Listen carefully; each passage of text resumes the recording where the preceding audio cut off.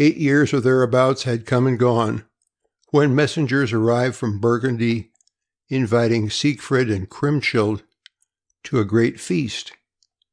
They accepted the invitation, and Sigmund determined to accompany them to Worms. Brunhild had said one day to her husband, "King Gunther, why does your brother-in-law Siegfried never come to our court like the other vassals? I should like to see both him and your sister Brunhild. Pray send and command their presence at your court." "I told you before," answered Gunther, somewhat nettled, "that my brother-in-law is as mighty a king as I. He rules over the Nibelungs and the Netherlands." "How strange," she replied. "You can't deny that he called himself your man when he was in Isenland." "Oh, he only said that to help me in my wooing," said Gunther, feeling uncomfortable. "You only say that," was her answer, "to make your sister seem to have a higher rank. But however that may be, I should very much like to see them both at our court." "Very well," he answered kindly. "I will send messengers to invite them to the midsummer feast, and they will not refuse to come." He went away and did as he had said. Brunhild remained alone, plunged in thought. "There he goes," she muttered, "the man that conquered the once heroic maiden, who thought herself strong enough to brave the battle like the Valkyrs of old. And he, what is he but a weak reed, moved hither and thither by every breath of the wind that blows? How much greater Sigfried is! He is a hero with the world at his feet, but then a vassal. To be sure, none such could dare to raise his eyes to the Queen of Isenland. Had he done so, she must have scorned him, and would scorn him to this very hour." Siegfried and his party came to Worms at the appointed time. There was no end to the feasting, tilting, and minstrelsy. Old Sigmund renewed his youth again, and was delighted to talk of old days with the Lady Jute, whom he had known as a child. The young queens were always together at church or at the feast, or else in the gallery overlooking the tilt yard. The only amusement to which Brunhild did not accompany her sister-in-law was the chase. One day, when they were sitting together in the gallery watching the feats of agility and skill shown by the warriors, she said in the joy of her heart, "Is not my Siegfried glorious among warriors? Like a moon among the pale stars of night? He is a royal hero." "He is well deserving of your praise," replied Brunhild, "but still he must yield the first place to my husband." "Of a truth," answered Brunhild, "my brother is a bold warrior, but he does not equal my husband in feats of arms." "Why?" said Brunhild. "Did not win he the prize at Eisenstein, while Siegfried remained with the ship?" "Do you mean to accuse the Nibelung hero, the dragon queller, of cowardice?" cried the young wife indignantly. "He cannot stand so high as the King of Burgundy," answered Brunhild, "for he is not his own man, but owes fealty to my husband." "You lie, proud woman!" exclaimed Brunhild, her face flushing with anger. "You lie most insolently. My brother would never have let me marry a man who was not free. Siegfried owes no man allegiance, neither for Nibelungland, nor yet for Netherland. The first kingdom he conquered with his own right hand, the other is his inheritance, and I, his queen, may hold my head as high as you." "Try it, chatterer. I shall always walk into church before you." With these words Brunhild left the gallery. Brunhild felt both hurt and angry. It was the first grief that had ever befallen her, and she could not get over it. She went to her rooms, put on her costliest garments and the jewels that had come out of the Nibelung treasure, then, followed by her ladies and serving men, She walked to the minster. Brunhild was already there with her train. She would have passed the proud woman silently, but the latter exclaimed, "Your husband is my husband's man, so wait here and let your queen go first." "Better for you had you held your peace," said Brunhild. "A paramour go before a king's wife, indeed." "Are you mad?" asked Brunhild. "What do you mean?" "I will tell you what I mean," replied Brunhild, "when I come out of the church." And passing before her enemy, she went into the house of God. The proud queen stood still, weeping at the entrance door. Shame and anger struggled in her breast, and she could scarcely wait till the end of the service. At length the door opened, and Brunhild appeared. "Now," exclaimed Brunhild, "stop and explain what you meant by your insulting words, you wife of a bondsman." "Wife of a bondsman," repeated Brunhild, as though she had not heard the other words. "Do you recognize the gold ring on my hand, shaped like a serpent?" "It is mine," said Brunhild. "Now I know who stole it from me." "Well," continued Brunhild, "maybe you also remember the silken girdle I wear around my waist, with its gold buckles and precious stones. My husband gained both the ring and the girdle that night when he, not Gunther, conquered you."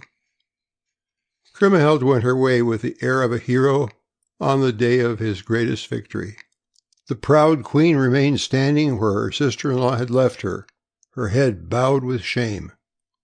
She sent for her husband, and when he came, told him how she had been insulted. And Gunther promised to ask Siegfried if he had any knowledge of what had taken place. He received his brother-in-law in the royal hall, and in the presence of many of his bravest warriors. He told him what had chanced, and immediately the Nibelung hero declared in all good truth that he had never spoken of dishonor and of the queen in the same breath, adding that too much weight should not be laid on the words that women spoke in anger. Then he offered to clear himself by a solemn oath, but Gunther interrupted him, saying he knew him of old, and that his word was as good as his bond. "Hearken then, ye men of Burgundy," said the hero. "You see that I am pronounced innocent of causing the humiliations your queen has endured, and indeed I have always regarded her as a modest woman and a good wife. And now, dear comrade Gunther, chide your wife as I shall chide mine for what they have this day done, that we may never again be brought to dispeace by their idle chatter." He then turned and left the hall, but many a Burgundian felt that their queen had suffered a cruel wrong. Next day Brunhild began to make preparations for her departure to Iceland. The king and his brothers entreated her to stay, but she sat silent and immovable as a stone figure. "We cannot let you go," cried the king. "We will at any cost expiate my sister's thoughtless speech. What price do you demand?" She rose, looked round the circle of warriors, and said in a hoarse and hollow voice, "Blood." The Burgundians started and stared at each other, none daring to speak. She continued in the same tone, "Not all the waters of the Rhine could wash the stain from my honor. The heart's blood of yonder man alone can do it." The uneasiness of the warriors increased, but Hagen said, "Are the bold Burgundians grown weak with age? Have they become children again? I will explain the matter. Our queen demands the heart's blood of Sigfried. Ha! The words seem to terrify you." The Burgundians exchanged whispers about Sigfried's strength, how it were certain death to fight with him, and moreover that he was innocent of all blame in the matter. The grim Hagen turned to Brunhild and said, Lady, it was against my advice that Gunther went to woo you in Iceland, but now that you are our queen, your honor shall be safe in our hands. I will satisfy your desire." "But," exclaimed young Geisler, "it is not the way in Burgundy to return evil for good. Siegfried has always been true to us, and I, at least, will not be false to him." Hagen tried to persuade Volker the minstrel to help him in the work of assassination, for Siegfried was not a man they could attack openly, but Volker refused. Ortwin offered himself in his stead, saying that the mere fact of Siegfried having given the ring and girdle to his wife was an insult to the Queen of Burgundy, and must therefore be revenged. Gunther here broke in passionately. "Such a murder would cast dishonor on all Burgundy, and it is my duty as the king to prevent it." "Lord of the Rhine," cried Brunhild, rising from her seat, "I give you 3 days to think of it. After that I either go to Iceland or have my revenge." With these words she left the room. "No weapon can hurt him," said the Margrave Gere, "for he has bathed in dragon's blood, and is only vulnerable in one place, on which a lime leaf fell when he was doing it." "If he guesses what we are after," added Sinholt, "he and his 1,000 nibelungs will conquer the kingdom." "I will do it by cunning," said grim Hagen. The king could not make up his mind one way or the other. He would and would not. And when the warriors separated, nothing was settled.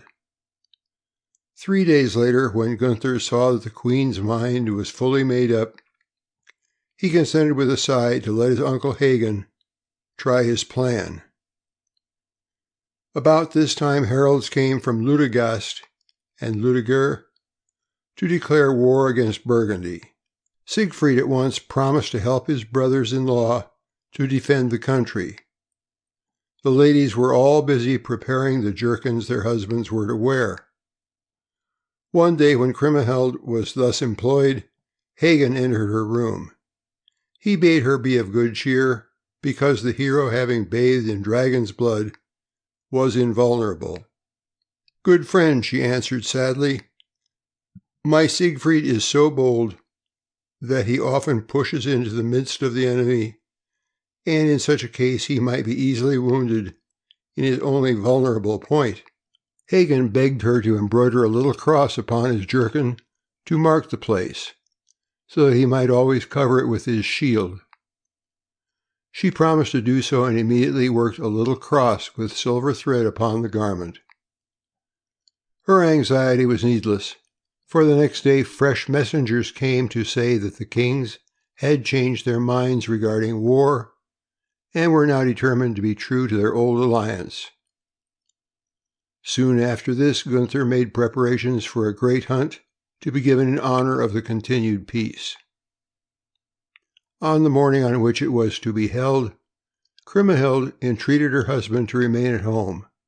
She had had such terrible dreams the night before that she feared for his life. He laughed at her and then kissed her, saying that a bad dream would be a foolish reason for keeping away from the hunt. "Besides that, be comforted, dear wife. What harm can happen to me? I shall be among the most faithful friends and comrades all day long. I shall take Balmung and a sharp spear with me, and I should like to see him who would dare withstand me." He kissed her again and hastened away. She ran to the window and watched him until he disappeared from sight. The morning passed very pleasantly, and then the warriors sat down to their midday meal, which was spread out on the grass. There was food in plenty, but the wine ran short. Hagen explained that he had sent the wine on to another place, thinking it was there they should have dined, but he told his friends of a cool spring under a lime tree not far off, and offered to run a race there with Siegfried. The latter laughingly accepted the challenge, adding that he would carry his sword and hunting tackle while Hagen went empty-handed, that the race might be more equal. The two warriors ran across the meadow ground toward the linden, and as they ran, the field flowers tried to stop bold Siegfried. The branches of the trees beckoned him to go back, and the birds in the linden sang sadly as though they would say, "Turn back, noble hero, the traitor is behind you." But Siegfried did not understand the language of flowers, trees, and birds. He trusted his friend as himself. "Here we are at last," he cried to the panting Hagen. "Here is the cool spring. See how the water sparkles. Let us rest under the cool shade of the linden until the king comes up, for he must have the first draught." He laid aside his sword and other weapons and threw himself on the flowery grass.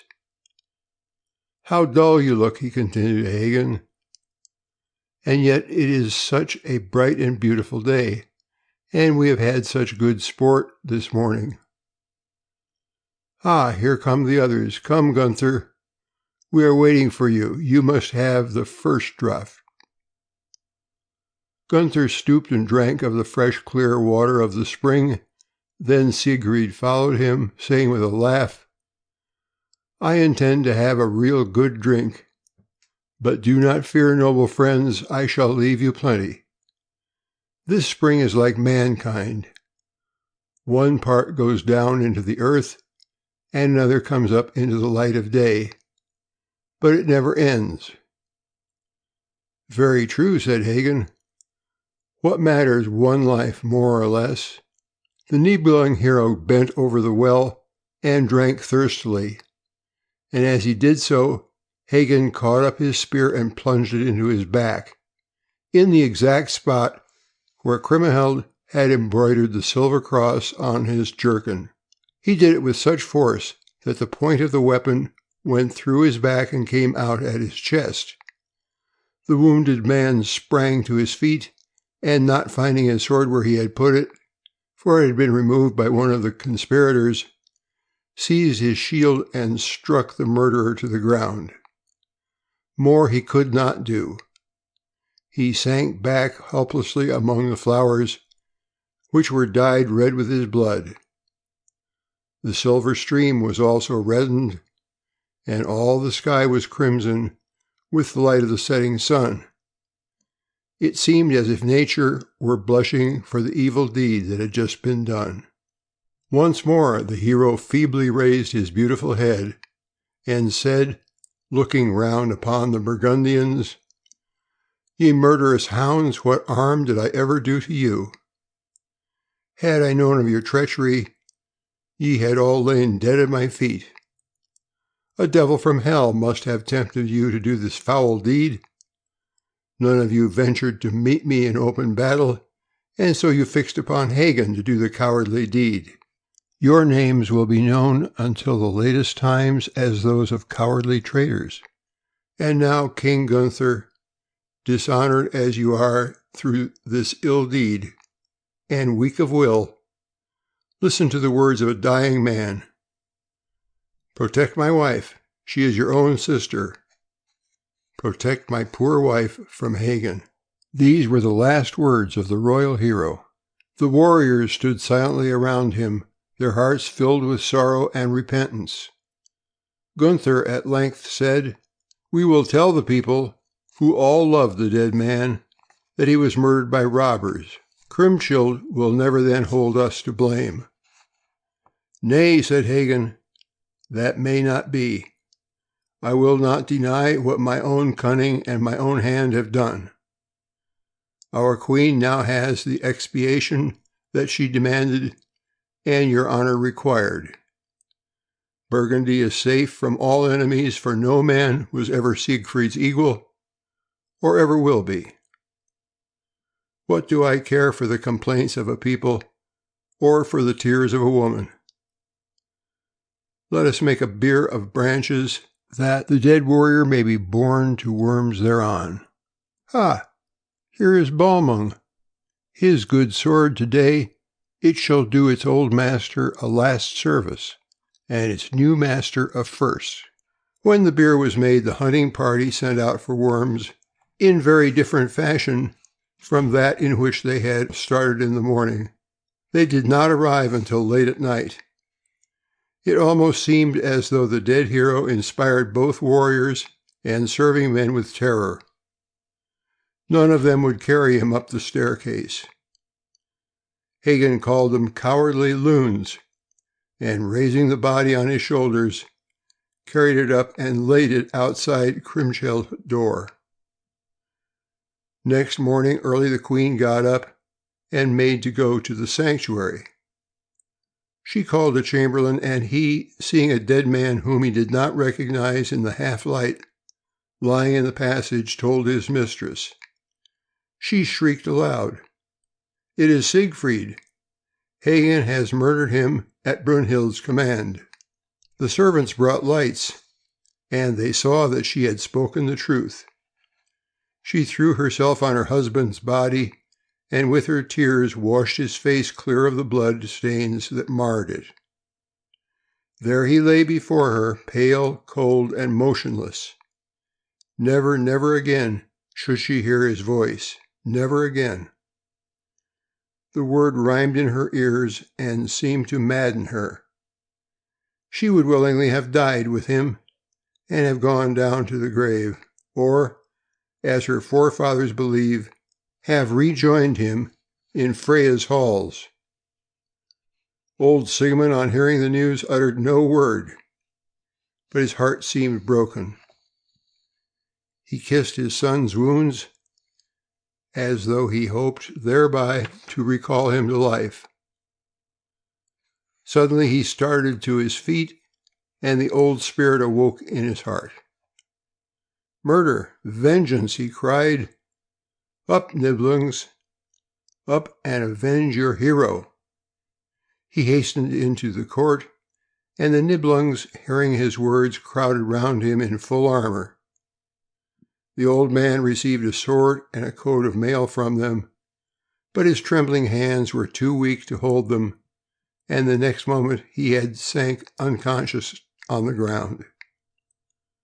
The Burgundians were awaiting the assault with arms in their hands, and grim Hagen was bringing up new forces to help those already there. The Nibelungs retired, gnashing their teeth. On the third day after this, the bier was taken to the sanctuary to be blessed by the priest. The populace crowded into the church that they might give a last look at the dead hero who had done so much for Burgundy. Kriemhild stood by the uncovered coffin, which was adorned with gold and precious stones. Her eyes were tearless, but all could read her sorrow in her face and bearing. A veiled woman passed close by amongst the crowd. Kriemhild alone recognized her. "Go, murderess," she cried. "Do not approach him, lest the very dead should bear witness against you." The unknown vanished in the crowd. The Burgundian warriors now came up to view the corpse, as custom demanded. When Hagen came up, the wounds of the dead man opened, and his blood flowed forth in a warm stream, as at the hour of the murder. "Do not stand there, assassin," said Kriemhild. "Do you not see how the dead bears witness against you?" The bold warrior remained where he was. "I do not deny what my hand has done. I only acted as I was bound to act by my fealty to my liege lord and his queen." If Kriemhild had had a sword in her hand, and had been possessed of a man's strength, Hagen had scarcely quitted the sanctuary alive. Many gifts were made to the poor in honor of the dead hero, who was buried on the fourth day. The grave chamber was richly decorated, and over it rose a high mound. Kriemhild followed the coffin to its quiet resting place. There the lid was opened once more at her command. she kissed and wept over the pale face of her husband. Her women at length had to bear her away, for she would have remained there forever. Hagen was standing without, grim and unmoved as ever, and said with his usual fatalism, "What has happened must needs have happened. The will of the Norns must be done." The queen did not hear him. She did not even see how Gunther, Gernot, and many of the other warriors tried to hide their grief and repentance. Her thoughts were all with the dead. Sigmund and the Nibelungs prepared to return home. They wanted to take Kriemhild with them, to guard her from the false Burgundians, but she would not leave her husband's grave, and only begged the old king and the Margrave Eckewart to take care of her little son and bring him up to be like his father, for she said he was an orphan, fatherless and perhaps motherless. She had only one wish, which she whispered in the old man's ear, the wish for vengeance. Sigmund took leave of none but the Lady Jute, who mourned for Siegfried as if he had been a son of her own, and of Gisler, the youngest of the brothers. Then he set out for the Netherlands. Time passed on, and it almost seemed as though Kriemhild had grown content and had become reconciled to her brother. Grim Hagen alone seemed to fill her with horror, and Brunhild she also avoided.